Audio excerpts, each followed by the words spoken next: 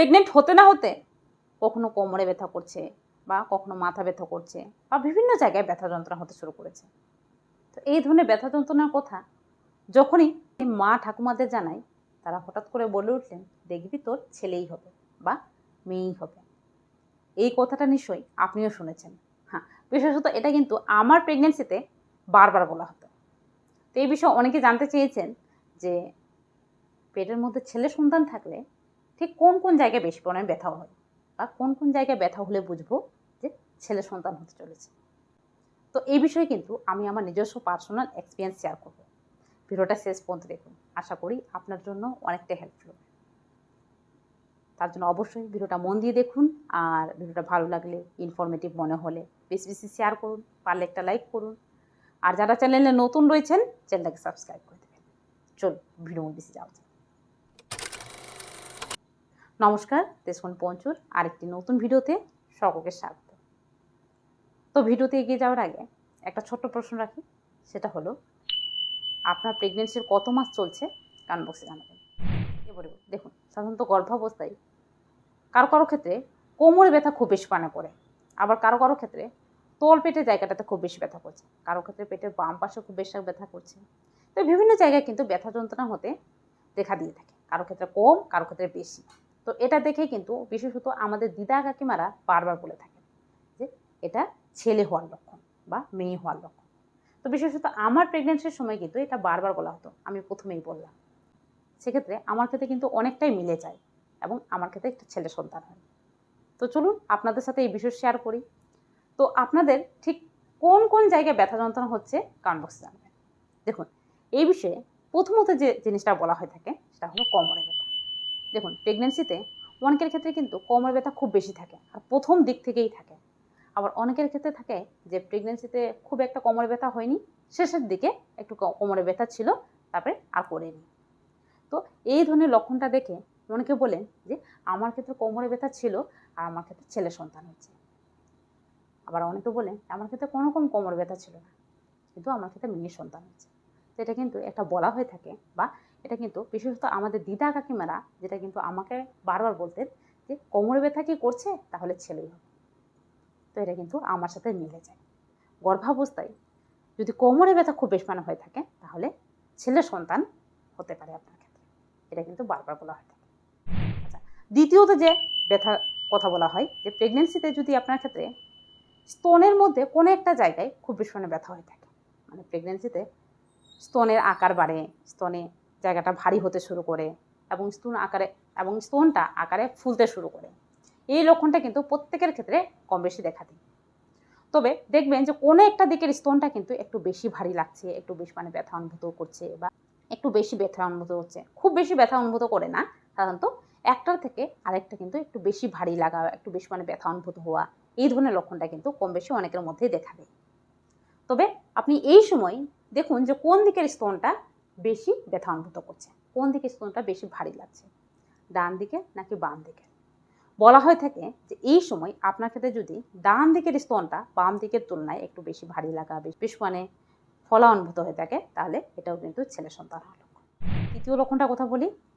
তৃতীয় লক্ষণটা হলো প্রেগনেন্সিতে অনেকের ক্ষেত্রে দেখবেন যে মাথা ব্যথা হয়, আবার অনেকের ক্ষেত্রে মাথা ব্যথা হয় না। অনেকে একদম ফ্রিলিভাবে প্রেগনেন্সি জার্নিটাকে এনজয় করে। আবার অনেকে রয়েছেন যারা স্বাভাবিকভাবে প্রেগনেন্সিতে সারাক্ষণ মাথা ব্যথা করে ভুগে থাকেন। তো বলা হয়ে থাকে যে প্রেগনেন্সিতে যদি মাথা যন্ত্রণা আপনার ক্ষেত্রে থাকে বা মাথা যন্ত্রণা ঘন ঘনভাবে দেখা দেয়, দেখবেন যে অনেকের ক্ষেত্রে প্রেগনেন্সিতেই শুধু মাথা যন্ত্রণা থাকে, প্রেগনেন্সির আগেও ছিল না, আবার প্রেগনেন্সি ডেলিভারি পরেও নিজে নিজে ঠিক হয়ে যায়। এটা কিন্তু প্রায় বেশিরভাগ জনের ক্ষেত্রে হতে পারে। যেমনটা আমার ক্ষেত্রে কিন্তু প্রেগনেন্সিতে মাথা যন্ত্রণা কিন্তু মাঝে মধ্যেই হতো। তো বলা হয়ে থাকে যে প্রেগনেন্সিতে যদি মাথা যন্ত্রণা ঘন ঘনভাবে দেখা দেয়, ও কারণবশতই মাথা যন্ত্রণা করতে শুরু করেছে, এটাও কিন্তু ছেলে সন্তান হওয়ার লক্ষণ। এবারে একটা লাস্ট লক্ষণের কথা বলি। আমি আগেই বলেছি এই বিষয়ে 4টা লক্ষণের কথা বলবো। লাস্ট সেটা হলো পেটের ঠিক কোন জায়গাটাতে ব্যথা অনুভূত হচ্ছে, বাম দিকে নাকি ডান দিকে।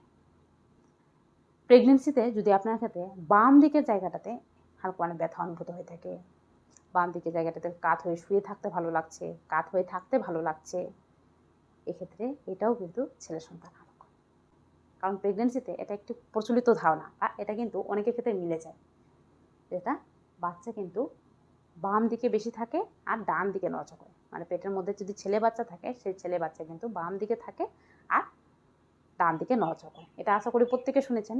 তো বাম দিকে থাকলে কিন্তু স্বাভাবিকভাবে বাম দিকে একটু বেশি ব্যথা অনুভূত হওয়া, বাম দিকে জায়গাটা একটু বেশি উঁচু হয়ে যাওয়া, আর এইদিকে শুতে ভালো লাগা, এই লক্ষণটা কিন্তু আপনার ক্ষেত্রে দেখা যেতে পারে।